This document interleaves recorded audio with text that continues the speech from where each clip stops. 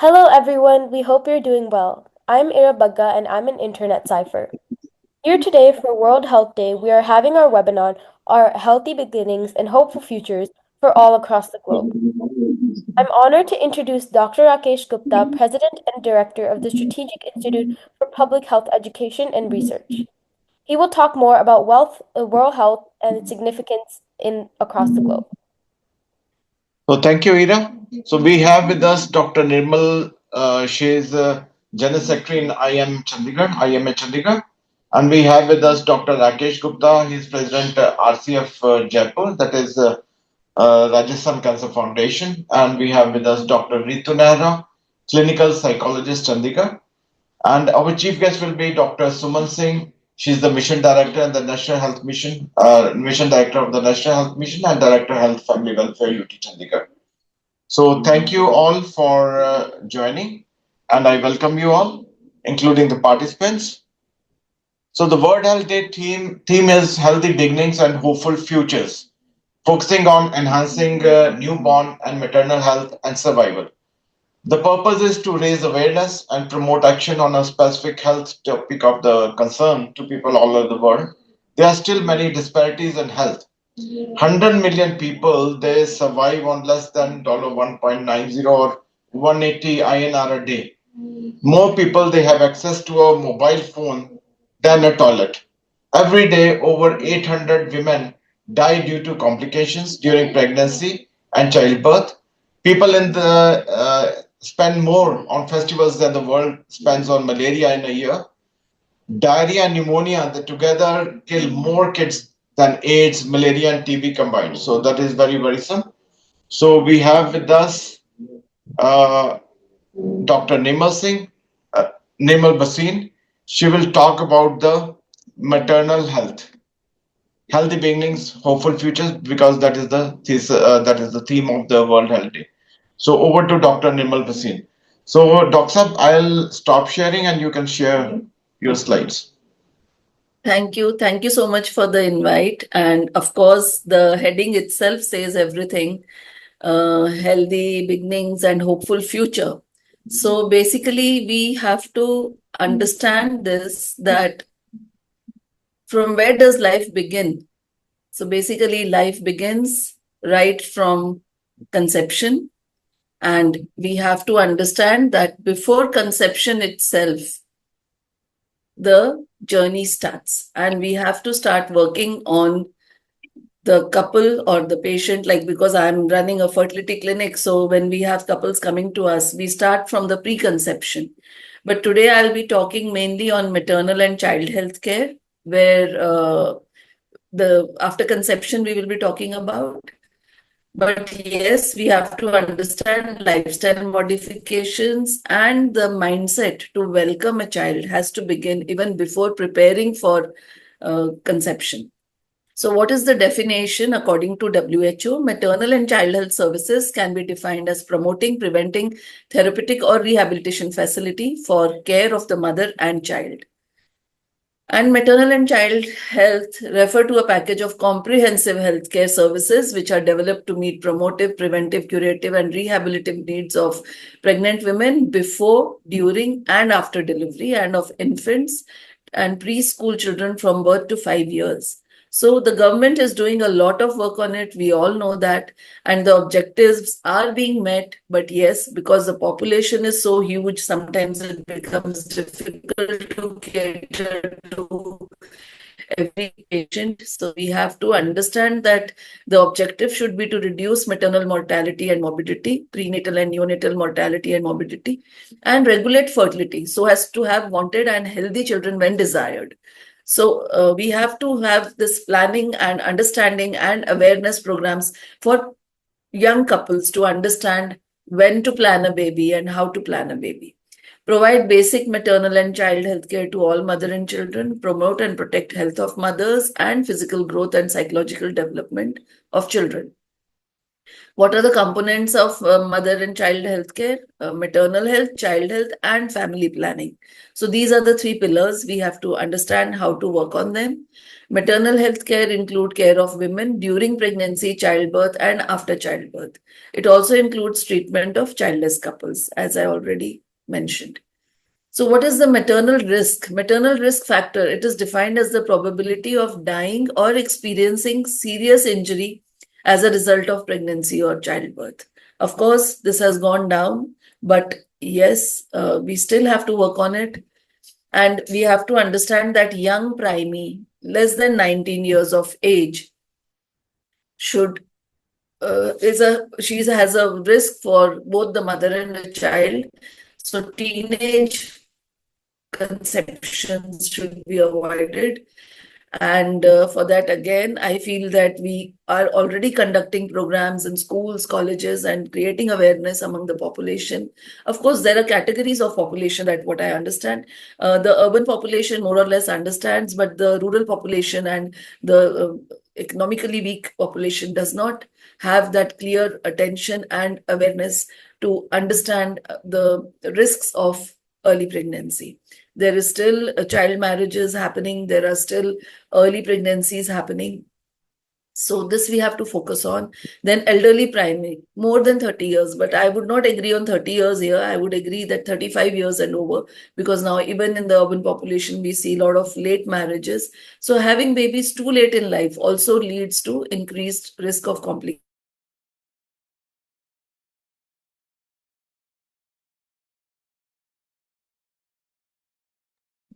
Yeah, Dr. Nirmal, are you with us?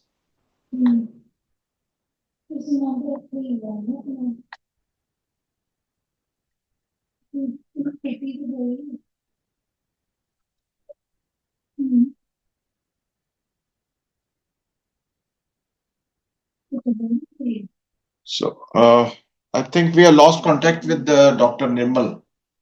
So, Dr. Rakesh Gupta, can we have you with us before she reconnects?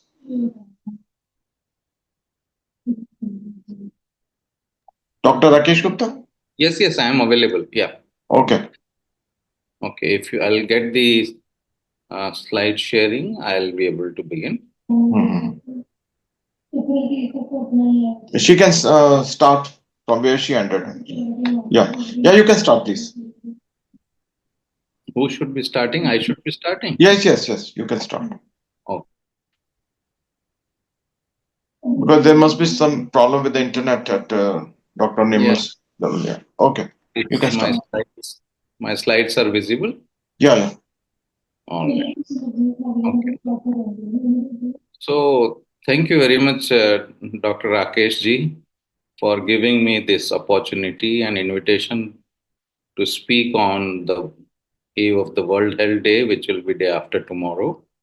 The theme is very apt and very much necessary. We need to have healthy beginnings for the children, and we need to have the hopeful futures for all, but specifically for both mother and child. So it's a great opportunity I consider, and I thought, how do I connect it with the field in which I have been working, that is tobacco control, and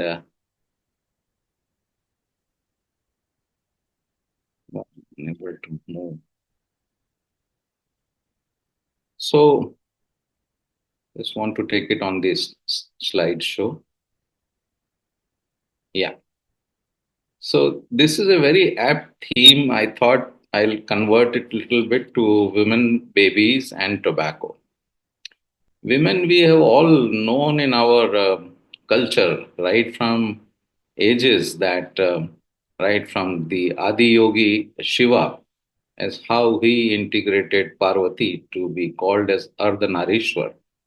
And we all know how women are very important, as he actually made us realize this. And I would say not him, but yes, Parvati ji made us realize that how the role of women is very important in our lives. And I think that requires to be understood and imbibed by all of us in greater details. We should be really really connecting ourselves more with the Indian culture for that reason, as to how do we recognize, respect women, and then give them the due importance in our families and the society. So, how I have perceived and seen it that woman actually is the srishti, as we call in our families. Without her, and with several roles that she plays, right from the daughter to the grandmother, and various roles which come in between, how she helps us live together and in harmony, in health. I think that is where the role of woman becomes very important. The babies also are very important for us. We all know that how the world continues, how the generation happens, but realizing their value in the family.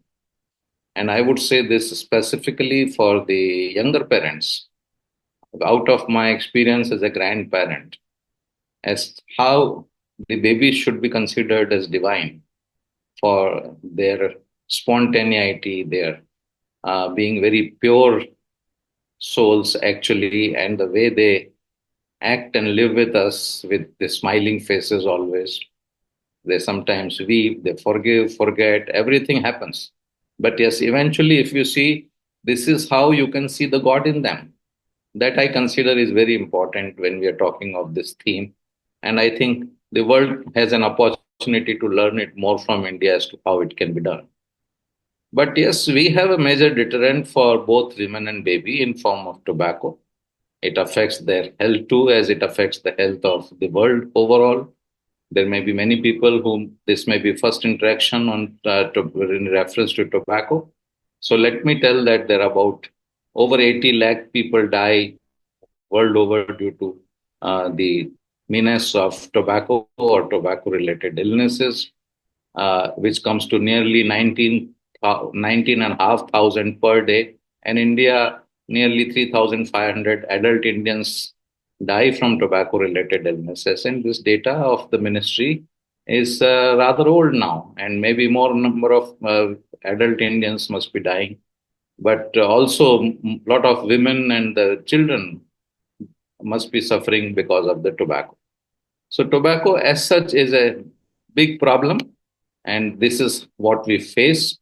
But it's important in reference to women recognize that the women who are tobacco users, be these in the rural areas of India or in far northeast or in the urban areas, I think they suffer like men. There is this fact is established that all those illnesses which happen in men in form of cardiovascular illnesses, respiratory diseases, cancers, diabetes, neurologic ailments like stroke, all these happen in women also because they use in less, they are lesser in number versus men.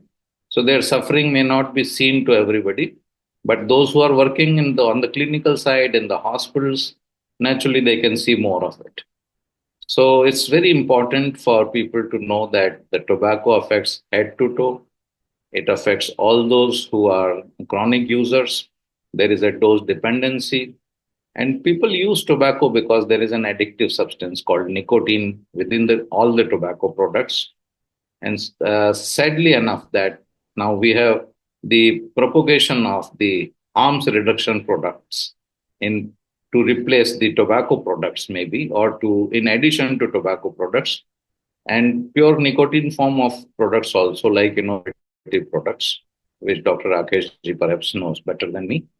I would consider that we all have to be very about informed about it, and we should see that no one ever uses tobacco in any form. But yes, women are very important, and how they differ from men, despite their being the tobacco users, is they chew the tobacco more than smoking tobacco, and that frequency is 6 times more. And this is amongst the women only. I mean, naturally, the man smokes and chews tobacco more. But when we just look at about 14% of our women amongst the total number of tobacco users, which are about 27 crores, well, 14% is a substantial number. And in those, the chewers are more in women than the smokers. Smoking is highly prevalent in the northeastern states that we know already. that as such the tobacco is a big menace in the northeastern areas. But sadly enough, women smokers are increasing in the city, and it's not the story of the recent years. It has been there for now almost 2 decades, and we need to really worry about as to how we can sort of stop this altogether, and why women should not be using at all tobacco, although it's definitely more in the corporate world, in the women who are highly placed in highly placed position, those who are independent, and they wish to compete with men. That is how they start smoking. But somehow this false impression or perception should stop. And this is one area where there is no need to compete with men. Addiction to nicotine is almost same as men. So among the women tobacco users, almost 60% are addicted to nicotine. And addiction, we all know, is a compulsive psychotic process, which, despite knowing the harms, a person keeps using it and will not be able to stop it altogether, despite suffering because of tobacco related illnesses, unless there is an assistance given to the person to stop it. So, addiction is a big problem in women, and quitting is lesser among women and girls. Why it is so is because it's one, it is considered a taboo for women to come in open, tell the persons, people, that I am a tobacco user, especially amongst the young women, hostlers, working women, though where the family culture is very strong. They don't want to open up this secret, or confidentiality will get lost if they do that. So for them, it is a big problem. As such, biologically also, it's considered that addiction is stronger amongst them, and quitting is more difficult among the women. Now, when we say biologic, yes, there are reasons which are unexplored as yet, but this is an observation which comes from the quit lines world over, that quitting of tobacco by women is more difficult, and that's why it has a lesser rate of quitting. Women also differ from men when they are pregnant, when they are in the lactational phase, or when they are elderly. And let me talk about this reproductive phase first, and then I'll talk about the elderlies in my next 2 slides. When women are pregnant, the babies get affected. The babies get affected when they are in the uterus, they are growing, they may die within the uterus itself, called as stillbirths. The frequency of abortions is more in them, and there is a likelihood of ectopic pregnancy, which means the pregnancy may develop elsewhere in the body instead of uterus itself. These are all complicating situations. Some of these are life-threatening situations as well, if ignored. So that is where the babies get affected, the mothers get affected as well. After birth, the babies get affected because of the low birth weight, their poor growth overall, lesser growth of the lungs in particular if the women are smokers, more frequent ear and respiratory infections the children suffer, and the sudden infant death syndrome, where it's the passive smoking by the child who gets suffocated by the tobacco smoke. So these are some of the things which the babies suffer. But who is suffering more here? The woman who is carrying the child in the womb, I think they suffer more because of the psychological trauma as well as the physiologic impact and the physical damage which is caused to them. In the elderly women, the situation is different. It happens more in the rural areas. The women who is the main person to work both in homes and as well as in the farms. This is the time for them when they get elderly. They have a daughter-in-law in the house. They have time to copy the man. They would just relax and smoke. Maybe singly or in groups. They often smoke and chew, sharing the tobacco with them. But the impact of tobacco use, chronic tobacco use, is that their bones become brittle. They become osteoporotic, and therefore the fractures are more frequent in them. So it's very important that the elderly women do not take to the tobacco use. And when women is using tobacco, we also need to know that it's not the woman alone, it's the family and the society which suffers more. हम सब कहते हैं कि महिला जो है वो परिवार की दूरी है, but we should also know that the woman is the reason as to why we are all existing, why we are existing in a healthier way. So if the woman is a tobacco user, it affects the families economically, drastically, culturally also, because the children also get impacted. And in cultures where the tobacco is used, I think the values get lost a little bit. And socially, of course, it impacts the society as well, because if the women are using tobacco, the children will take over the habit more frequently.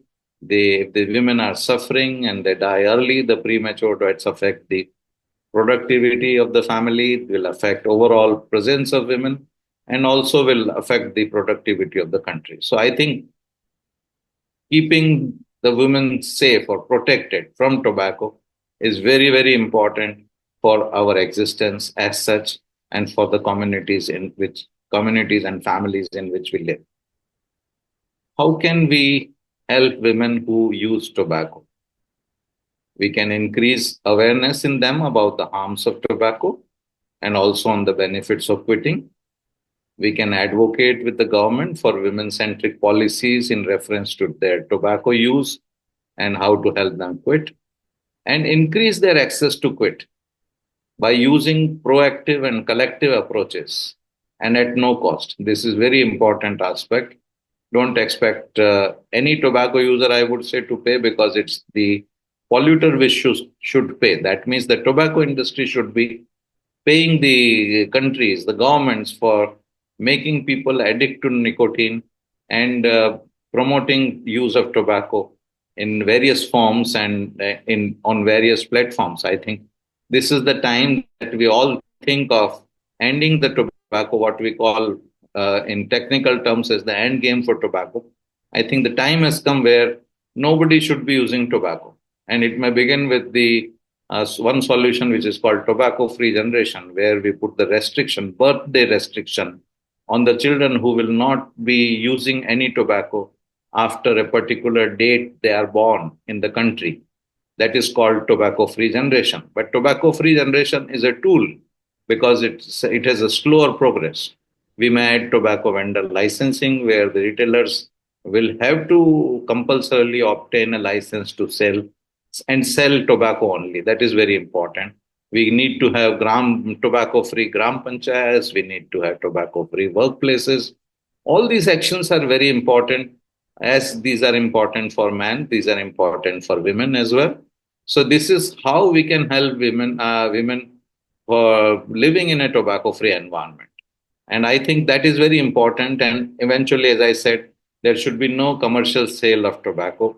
And in fact, it's important that we need to eliminate the structural, social, and political uh, dynamics which is responsible for the existence of the tobacco menace. So I would say, to whomsoever you know politically, and if you are a good messenger, tell them that tobacco, how harmful tobacco is to the country, and make them see raise a political will within their arenas, within their parties, that people don't use tobacco.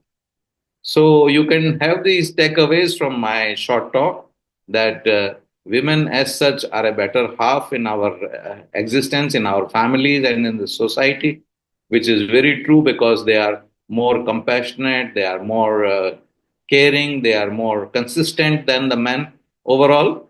Women who use tobacco, they also suffer more, because they not only suffer as men, but they also suffer during the pregnancy and lactation and when they are elderly. We need to empower the women to say no to tobacco use and to stay and keep her family tobacco free and lifelong. This is very important. And those who are current users amongst the women, we need to help them quit by by providing them easy and confidential access, and having the women centric policies, strategies, and actions. I think these are some of the messages which I have given briefly. We can definitely work on it to be more specific and more active to implement what I have given here as a messages only. So thank you very much, Dr. Rakeshji, once again. Back to you. And if there are any questions, I'll be very happy to take those. Okay. So thanks a lot, Dr. Rakesh Gupta. You can just stop sharing your slides Yes, I so will that do. I can at least introduce you because Thank you. you were not introduced earlier. No worries.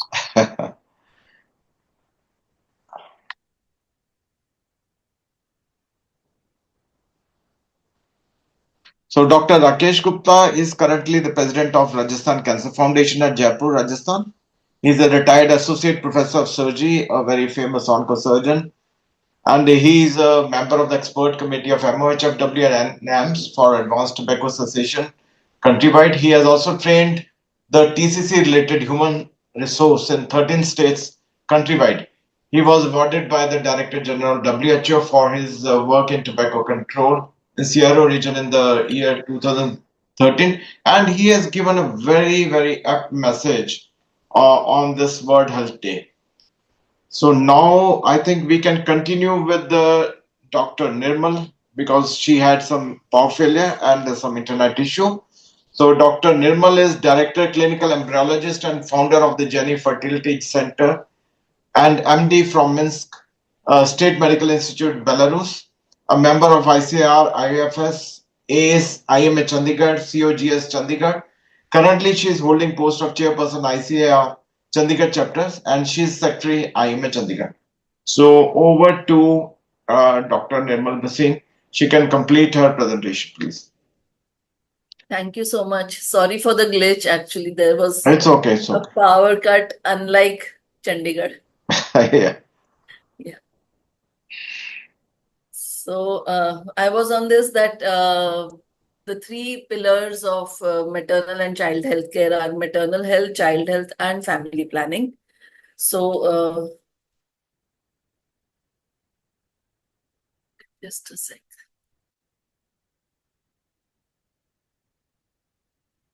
It's not working. Can you see my slide? Is my slide visible? It's visible. Yes, these are visible.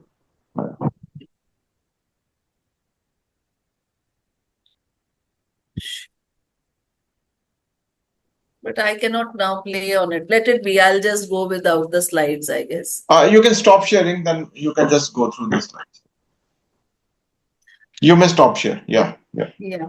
So basically, I was on these three pillars where we talk about maternal health and child health and family planning. So maternal health actually just begins right from conception. The patient has to be made aware that she has to report to the clinic or to the nearest clinic, government hospital or a polyclinic where she reports her pregnancy test positive, and that's when the real journey starts. So 6 weeks to 8 weeks, we recommend that the treatment should start and the investigation should start, because most of the times what happens, 6-8 weeks तक लोग जाते नहीं है. They say that 3 महीने तक बताना नहीं है किसी को, परिवार में नहीं बताना है, डॉक्टर के पास नहीं जाना. This is what the trend goes, and most of the times we see that patients end up with ectopic pregnancies. So the initial ultrasound at 6 to 8 weeks is mandatory, and then the next ultrasound at 9 weeks to check for the heartbeat of the fetus, because if even the heartbeat is missed and you take the pregnancy up to say 12 weeks or 14 weeks, and then the abortion also becomes difficult. So a very intensive checkup is required. And once the antenatal care begins, the patient has to be taught hygiene, physical hygiene, and I would even say mental hygiene here is very important. By mental hygiene, what I mean is what you listen to, what you watch, what you talk about. Everything is imparted to the baby. So in today's era, we have social media, we have internet, Netflix, and whatnot. And when you watch too much of crime, of course, it affects the mental health. That is what I have seen and understood so far. So antenatal care, the other thing which is important is folic acid, which is to be given for at least 100 days after conception, 5 milligram a day, and iron starts after 3 months. Then 2 doses of tetanus. Immunization schedule is very important, one at 16 to 20 weeks and the other at 20 to 24 weeks of pregnancy. And we have even now incorporated in private clinics the influenza vaccine. So that is what is important. A well-balanced diet is required, exercise, and for the development of the fetus and the mother, a good sleep, nutritious diet, and most important, like Dr. Rakesh Gupta just said, most important thing is that the generation now we know is openly smoking, drinking. It's fine. I'm not being judgmental. I'm not saying, okay, I'm mothering you for some all these reasons, but for the fetus, it is very important that a mother should avoid smoking and drinking even before planning for a pregnancy, because that will lead to low birth weight and retardation of the baby. And mother should not take any medicines without the prescription of the doctor. And x-rays should be avoided. She should be aware that she should not be exposed to x-rays or any radiations. And sexual activity. Here, coitus can be allowed in the first trimester and the third trimester. The first trimester and the third trimester is to be avoided. The first trimester because it gives infections, and the third trimester, if intercourse is continued, it can lead to preterm delivery and infections, of course. And basically what I understood, even when I was speaking and that power went off, what I see in our country is it's overpopulated, but there are two stratas. One is the urban strata and one is the rural strata. And even in the rural strata and in the urban strata as well, there is a less educated population and a overeducated population. So the main awareness we need to create is in the less educated and in the rural population, where the approach is not easy. We don't have polyclinics in every nook and corner. As we go into the interiors, it's a little difficult. Asha workers are to be trained. And yes, the government is doing a lot of work and we have improved a lot. And one more thing that we have to create awareness among the population is that they should understand that early pregnancy, teenage pregnancies should not happen. It is, I would say it is criminal because it plays with the health and it can even lead to deaths. And even over elderly patients should not conceive. Again, it leads to complications. So these methods and awareness programs should be conducted, which are already being conducted in schools and colleges, of course, but we need to increase these awareness programs. And also the couple or the mother should be explained to space the children. So when the interval is very less and the children are being born, say 1.5, 2 years, within a gap of 1.5, 2 years, then the patient does not have the capacity to recuperate and get back to her own healthy self. So in natal care, the objectives, what are the objectives? To prevent infection, prevent injury to mother and baby, to detect and deal with any complications, that is antepartum and postpartum hemorrhage, malpresentation, prolapse of the cord, prolonged labor, this all has to be taken care of.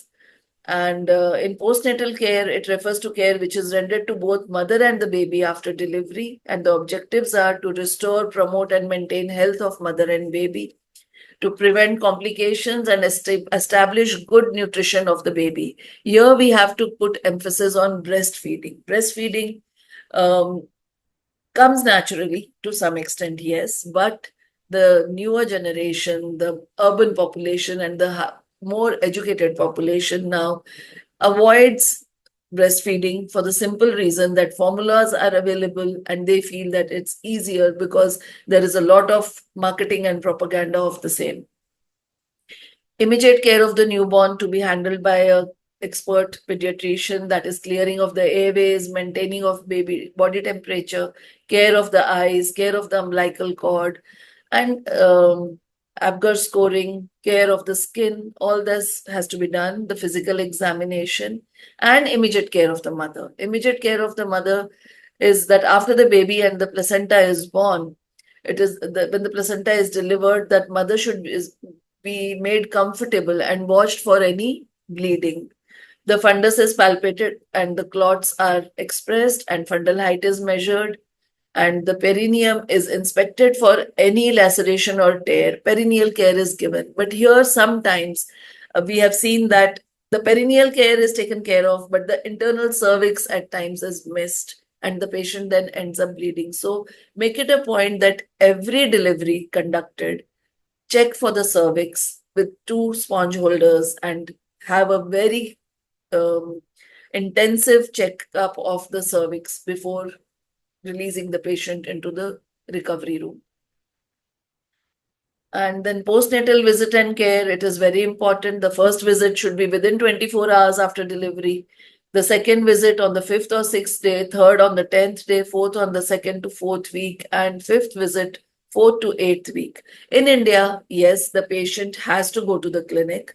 But in European countries and the other countries, we have seen that the health worker comes home and checks the patient. So I think this is one we can work on for in our country also, that where the patient, once discharged, should have at least 1 month of home visit for her routine checkup and for helping to teach her how to nurse the baby and how to give a bath to the baby. This is what I have seen in the European countries, which is different from our country. And diet, I've already explained. I've told that nutritious diet, care of the newborn, and child health care, what is the objective here? Should have adequate care and proper nourishment, immunized and protected from diseases. The awareness is very important in rural areas for immunization programs. Yes, we have programs where Ghar Ghar Jaake immunization is being done, which is very good. But there are still people who avoid immunizations. And to identify ailments and treatment without delivery, without delay, and monitor growth and development. Personal care of children, hygiene of the child, personal hygiene and maintenance. There is a very small tip. Again, that also I learned in Europe, what I saw. When a child is born, the mother takes responsibility of cleaning the bottom of the child every night before going to sleep.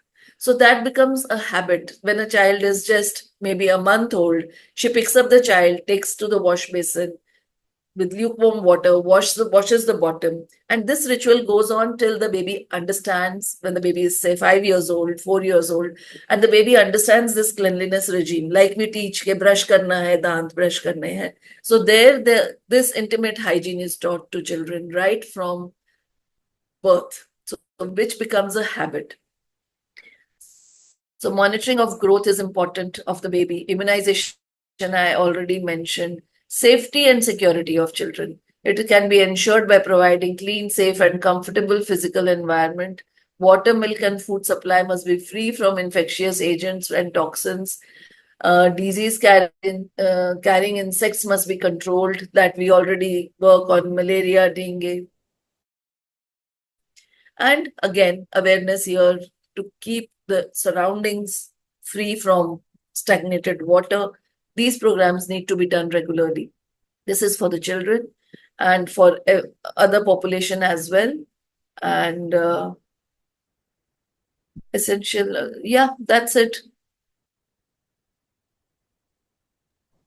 So That's thank you, it. Nirmal. So please stay with Thank us you. for any question and answer. Yeah, You can answer thank questions of the thank participants. So thanks a lot. So now I think Dr. Nirmal, she did her job well, and she told about why the theme of the World Health Day is maternal and child care. That is basic thing, and she told us all about how to take care of kids.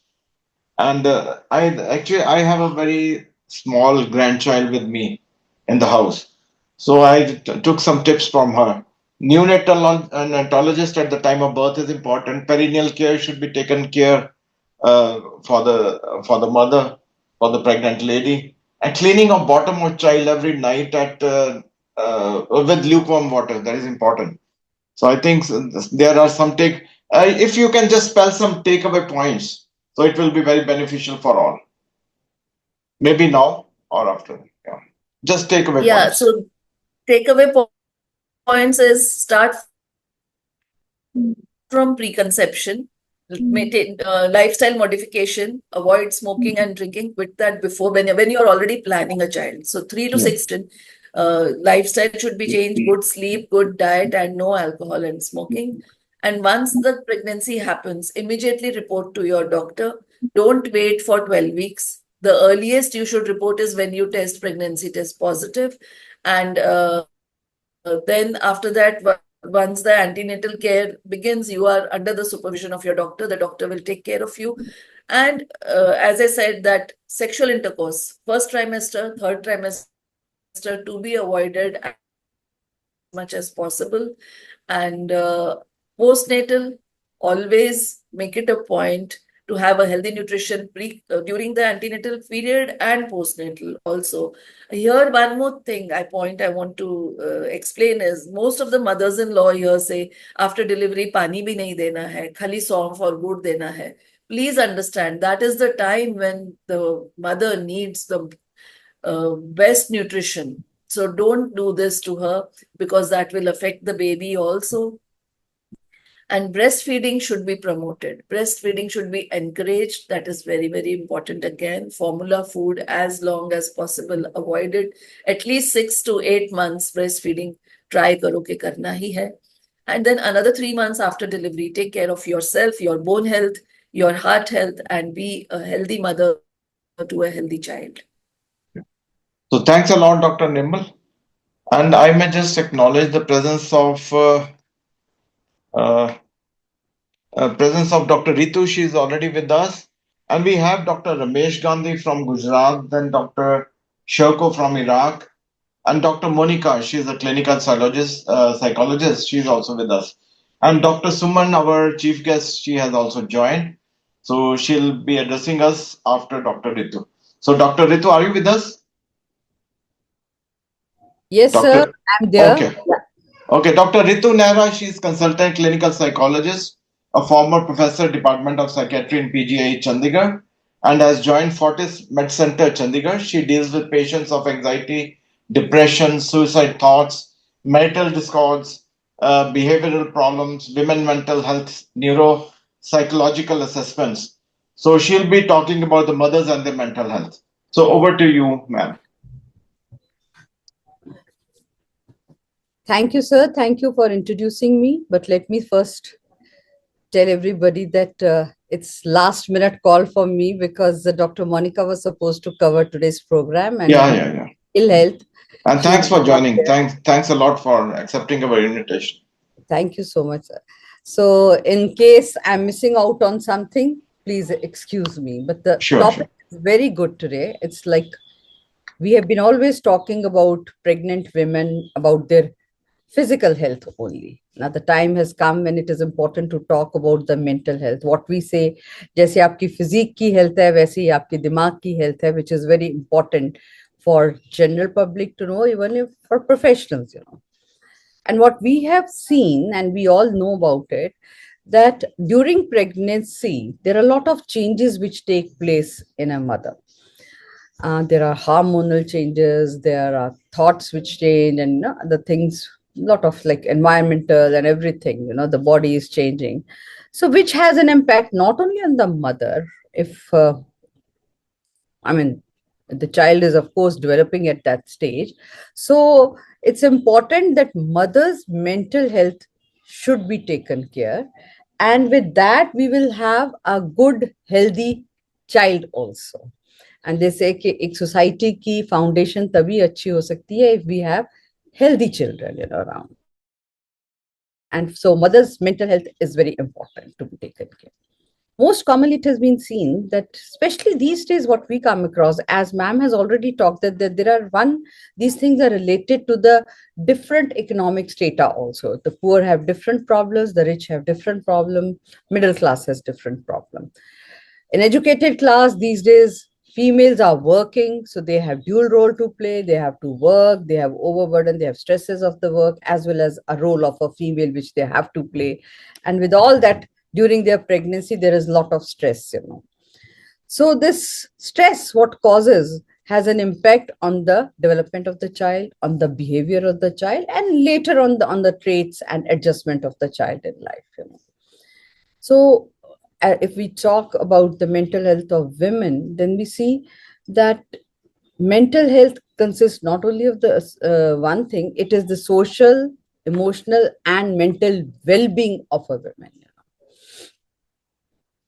So during pregnancy, as I said, and after a year of pregnancy also, till 1 year, there is a lot of impact on a woman, a lot of stresses which she's going through, and that can cause common problems like what we see: postpartum depression, anxiety, and postpartum psychosis. So if we talk first about the postpartum psychosis, it's one of the serious and severe kind of a illness which takes place sometimes in a low percentage only, but it can happen. And people, both are medical professionals who are looking after patient as well as the family, should be knowing about it, that it can be there. Now, when there is a postpartum psychosis, now, who are these people who can develop it? The question comes in.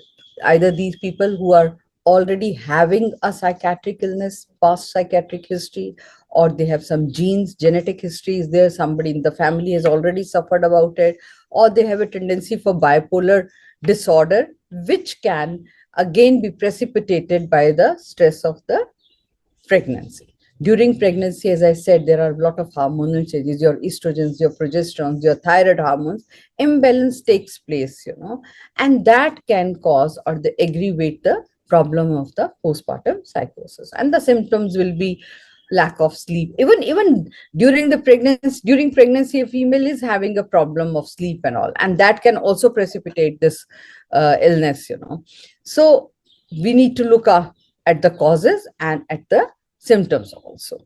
So if you have symptoms like that of irritability, lot of anxiety at that time after the delivery, because some females are not able to cope up with all those stresses due to lack of support, social support system, as we have a nuclear family system. So people don't have a good support system, and they are being in the jobs, husband is there, he has to leave for the work as well as manage the pregnant or the newly delivered mother.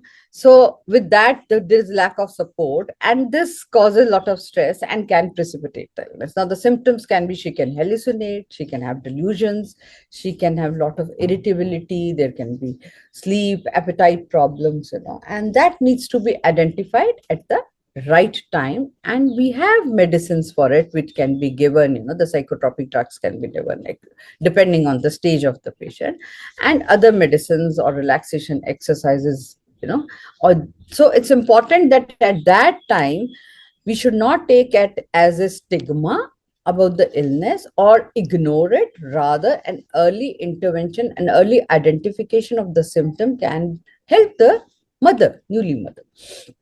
And that time, if we give them support, we give them a good therapist to whom they can talk, or a counselor, it can help them to overcome, and along with the medication. Another is that we have seen that postpartum depression is another very common cause sometimes, which comes up with the mothers.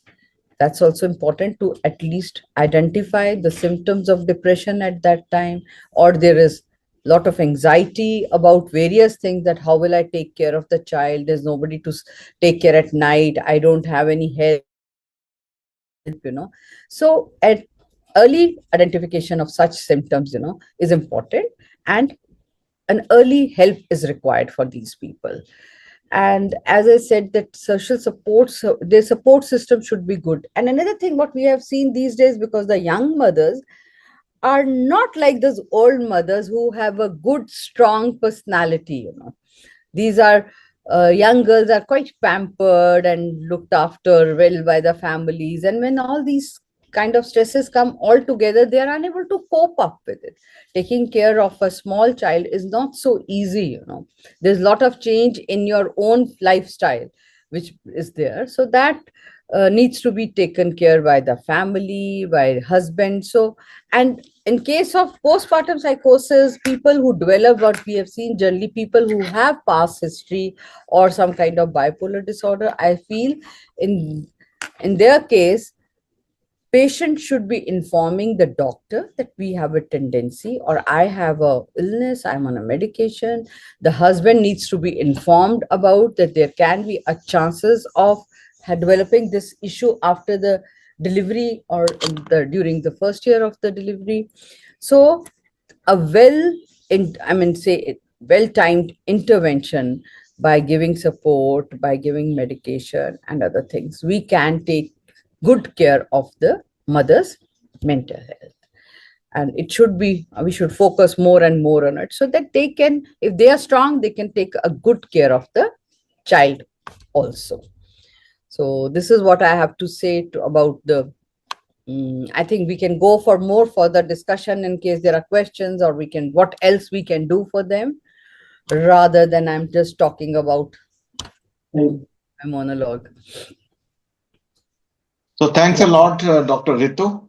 And we are really thankful that you accepted our invitation to join just 2 hours before the event.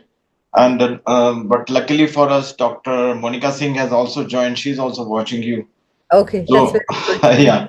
And you told about the postpartum depression, postpartum psychosis, and why the how this can be precipitated. The bipolar issues can be precipitated in mothers, and we need to do early detection and management of these problems. Right. And psychotropic drugs are available, and exercises can be given, and there should be no stigma tied to these conditions. So Yes. thanks a lot. Yes. And now we have with us Dr. Suman Singh. She is MD NHM, uh, come DHS UT Chandigarh. So we have with us, and I may just introduce her. So she is a dedicated medical professional with years of professional experience covering all spheres of the medical health and government sector. These include rural, urban, ESI, and all kinds of administrative posts. She has achieved major departmental goals and objectives at every post she has held by instituting new processes and standards for patient care. Dr. Suman is a thorough professional with strong communication skills, immaculate attention to details, and a strong acumen for healthcare technology skills. She brings extreme dedication and passion for making healthcare and healthcare policies accessible to the general public to every assignment. She has worked multiple positions throughout her career, covering all the ranges of public health governance before taking over as Director of Health Services. So over to you, Dr. Suman, for your kind address on this World Health Day. Thank you. Good afternoon, everyone. Thank you, Dr. Rakesh, for giving me this opportunity to join all of you today. Uh, I am honored to be amongst all of you. Today, on the occasion of celebrating a World Health Day 2025, we join millions across the globe in reaffirming a powerful truth that health is not a privilege, but a fundamental human right. This year's theme, My Health, My Right, is a timely and urgent reminder of our collective responsibility to ensure equitable, accessible, and affordable healthcare for all and every individual, regardless of age, gender, income, or background. In Chandigarh, we are proud of the strides we have made in building a robust public infrastructure, from expanding our primary health centers and launching mobile health clinics to strengthening maternal and child care services. We have worked relentlessly, especially in the wake of recent global health challenges, to build resilience, enhance disease surveillance, and promote preventive care. But our mission is far from over. True health equity means reaching the unreached, those in urban slums, those with disabilities, the elderly, and our youth grappling with mental health issues. It means making every child is vaccinated, every mother has a safe delivery, and every citizen has access to clean water, nutritious food, and a very pollution free environment. Health cannot be the job of one department.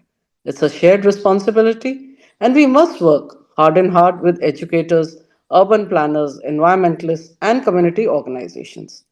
Each of us has a role to play in nurturing a culture of health where seeking care is free of stigma, where preventive habits are part of daily life, and where no one is left behind. So I urge all citizens of Chandigarh to take a moment to reflect not only on their personal well being, but also on how we can support the health of all those around us. Let us be ambassadors of change, spreading awareness, encouraging healthy habits, and demanding systems that uphold the right of health to all. So let this not only be a celebration or a day, but a call to attention and action. Together, we can build a healthier, more inclusive Chandigarh, where every citizen can proudly say, "My health is my right." Thank you. Thanks a lot, Dr. Suman. And I may just introduce Dr. Rakesh Gupta. So he talked about mother, child, and tobacco. Then Dr. Nirmal, who is Secretary of the IMA Chandigarh, she talked about healthy beginnings and hopeful futures. She talked about the maternal and the child care, why it is important. And we had with us Dr. Ritu Nehra. She's a clinical psychologist. Earlier, she was in PGI and now in Chandigarh in Fortis, Mohali. So they did a wonderful job, and to focus on the theme of the this World Health Day. So thanks a lot, Dr. Suman. So will you stay with us for a group photograph, and then you can please leave if you have a meeting. So please, Thank you so much for this opportunity. And I am very happy to see so much inclusiveness, and especially in a city like Chandigarh, where yeah, all of them extend a hand to us. I'm sure as a government, as state, we do our efforts, but I'm sure we can't be the only ones. And yeah. I'll also like to take this opportunity to thank all of them, IMA, private institutes, and also the community. Thank you so much. Thanks a lot. So I'll request all please open up your video cameras, so that we can have a good photographs. Please open up your video cameras.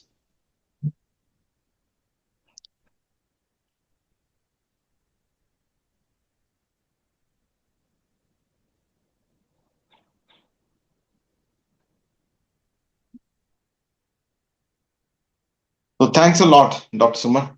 And I'll be thankful if you can stay for just 5-10 minutes if the participants they have a question. So after that you can just leave for your meeting. Thank I'm you. here. I'm here for another 10 minutes. Okay. So Dr. Ira, can you just see if there are any questions, or Uh, anybody can unmute him or herself and then ask questions.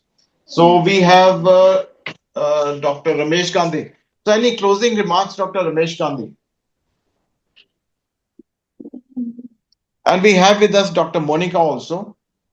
So she was to actually speak on the maternal and mental health. And we have with us Dr. Shoko from Iraq. So anybody for closing remarks, please. We would love to hear from Dr. Monica to start with. Dr. Monica, yeah.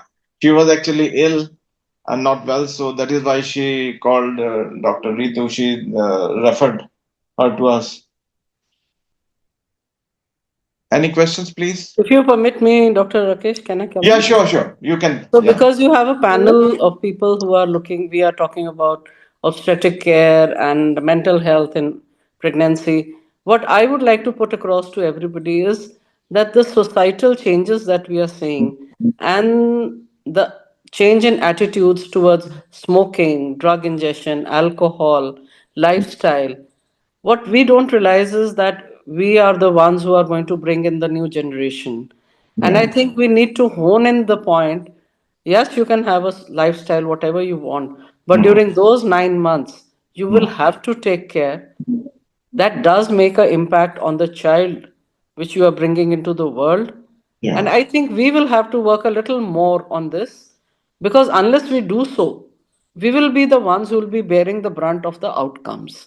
So Mhm. instead of having hospitals where congenital malformations, children with different diseases, I think we will have to make a double effort here as clinicians, as obstetricians, as pediatricians, as psychiatrists for all this, because what we are seeing around us in our hospitals also, now we are getting single mothers, young girls, 11, 12, have no idea what they have been into or what the outcomes of their behavior could be.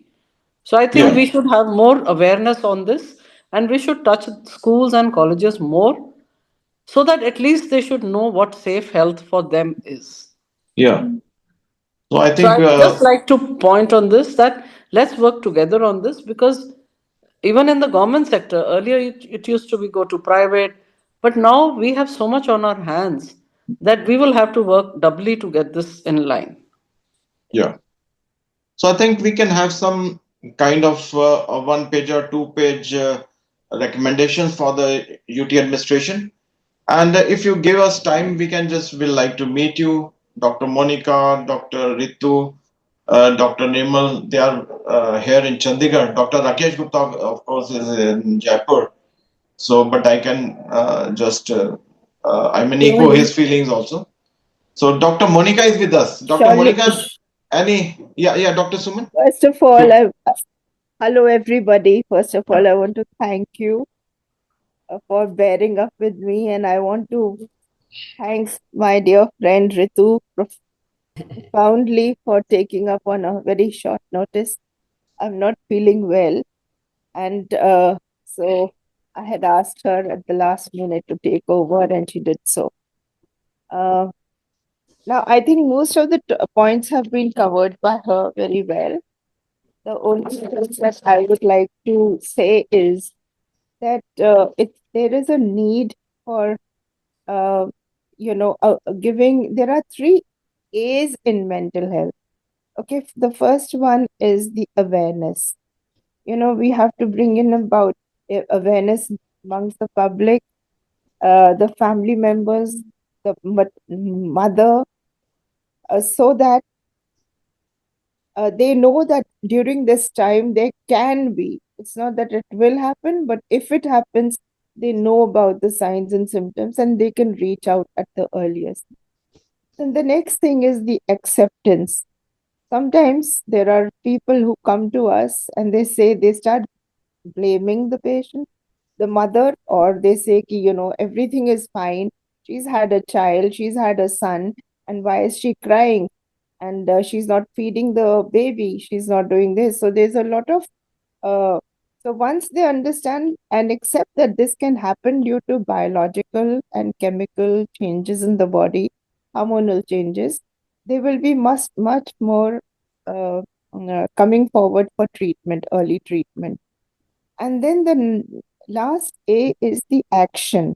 As we all know that even when we have the knowledge, if there is no action, it is irrelevant. So if we can have some some social workers or people going where they can touch base with, even if they don't reach out to us, we reach out to them. It's like reaching the unreached. And seeing that, the mother is in a better state of mind, and she can get the earliest help that she deserves. Um, so all the signs and symptoms have been highlighted, and a few more are, there can be a social withdrawal and tiredness, decreased sleep. These are the some of the main confused thinking, low mood, and mood swings, as she's already pointed out, Dr. Ritu. So if they are aware of these signs and symptoms, they will definitely reach out to to their health workers or somewhere, where timely help can be given to them. Now, the next thing is about how to also train them regarding certain psychological treatments. That is, teaching them to practice mindfulness, how to, do deep breathing, physical and mental health, to increase physical and mental health, exercises, raise their self-esteem, and, also set goals, challenges, and how to achieve those. Mm. Learning healthy coping skills is also very important. Yeah. So you can have a problem, and then so are you just being problem focused, or are you also being solution focused? So if there is a problem, then what was your reaction, what you did, and finally what you should have done? I think that last part is very important, because again, like I said, if you have a problem and if you have the knowledge also, but if you don't put it into action, it is quite irrelevant. Mm. So learning healthy coping skills and take a break from negative information. Sometimes you can be with in-laws who can, you know, be a little difficult. So take care of your self-care, eat well, uh, exercise, sleep, practice gratitude also. Sometimes there can be worse problems. Build a social network and give back to society. So I feel, these are some of the points that I want to bring to your fore, because Ritu has already covered some of the signs and symptoms. And Yeah. I'm awfully sorry. You can see I'm not in that frame of mind. I'm just talking to you and So thanks listening. a lot, Dr. Monica, and thanks for joining. And get And Can well I soon, for ma'am. add to uh, Get one well more soon. point? This is what Dr. Suman said. I feel that yes, more awareness need, and the it should be the foundation level, probably the colleges and university level. We should do the awareness talks, about this maternal mental. Definitely. And I think not only there, from school level, if we can, uh, you Yeah, know, if we can't share reach up to school, also, I feel even college, because a girl is going to get married after the age of 20 or but 22, other not 5. health So, I mean, these it's issues. late also. So, that's a time when we need to make them aware about these problems, so that first they understand themselves that these can take place or they can identify, and these are the problems for which they should be prepared or taken, you know. So when I talk about schools, I'm talking about personal hygiene. Yeah, So how to teach girls during menstruation, how to that's, keep yeah, we one that can health, cover this. Yeah. that health. This is what I meant. No, so thank you, I'd Dr. also Monica like and to Dr. come in, Ritu. Dr. Rakesh. Yeah, yeah, sure, So, sure. from Government of India now, how we proceed with our maternal health is that we have a program which is called Palan Okay. 1000. That means the 1000 days of a child, early 1000 days, and this starts right from when the lady conceives. And the concept behind it is that it is not only the onus of the woman who's conceiving, that pregnancy is to be a part of the husband, her family, his family, so that they are all supportive. What happens is the onus is left only on her. Besides the physical and the mental issues she has to cope with, I think if we have the infrastructure where the family supports her, where the spouse supports her, it becomes very easy for her to sail through that time. Yeah. Generally, she is left by herself with whatever problems, and I think the family and the social system play a very important role, whether Yeah, right. mother-in-law, husband, even the father-in-law and the rest of the family, if they are supportive of her in looking after the child or her problems, or even if she's working and how she goes about. So now what we do at our centers, that we call the mother or the mother-in-law or somebody from the family along and sensitize about this. And we have done a lot of IC in all of our primary centers and hospitals about this. And we Remember that see a change. Yeah. what the problem which our society is facing is the breaking of the family. The breaking, we are coming to Correct. the nuclear family, the joint family system has Correct. gone. Definitely. So the Definitely. major problem starts. So probably now again we have to go back and educate them about the joint family, the usefulness of a joint family. So here Ma'am, even you are I only would, talking of the urban thing. yes, here I We would still like have to, a India which has a rural concept and where they do have family. But to hone in the point that yes, you are also part of this and you need to be supportive and you need to, join in and contribute. So that is a very important thing, especially in the rural setups or in the people from low socioeconomic strata. They also need to realize the importance of supporting the woman in the family. Yeah. yes, ma'am, you rightly said, and I agree. It's 100% right decision and suggestion. But since nuclear families, like Dr. Ritu said, I feel that we should even add an additional program or classes for the father. So once the conception happens and the father knows that I have to attend these classes, and then that contact and that connect starts. So instead of pressurizing the in-laws, because the girls also sometimes don't want in-laws to interfere. Becomes more stress for them. Yeah. So, Dr. Ritu, I think I'll suggest all the speakers to just send me a pager, those doable recommendations only, not the routine recommended, but only the doable ones, so that I can pass on to Dr. Suman and she may act upon it. So, we have with us Dr. Ramesh Gandhi also from Gujarat. So, Dr. Ramesh, are you with us? Dr. Ramesh Gandhi for his concluding remarks. Dr. Ramesh Gandhi, are you with us? Or we can just request Dr. Rakesh Gupta. He's having some points to share with us. Yes, Dr. Rakesh. Uh, Thank you very much. I think Dr. Ramesh is here, so maybe he should have a chance to Okay, speak. Dr. Ramesh, yeah. First we must listen you. Thank you very much, Dr.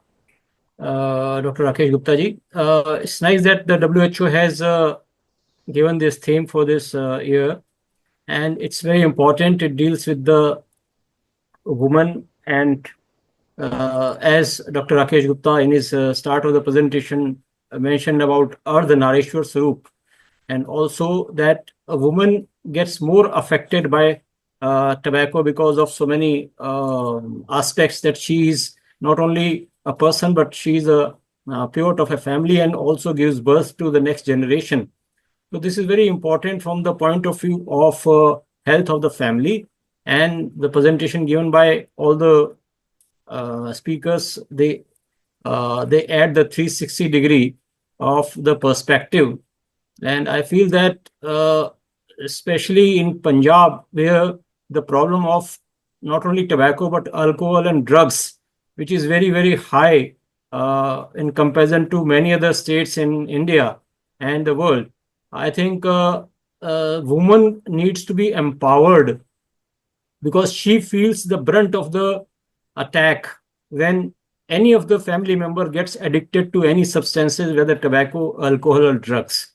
So I think some mechanism of supporting women in those families where any of the member has been affected by any addictive substances can also be created by the government. And especially, I'll request Dr. Suman Singh to look into this aspect of supporting women in this aspect, because generally quit lines or any other telephone-based helplines, they are there, but they are not properly approached.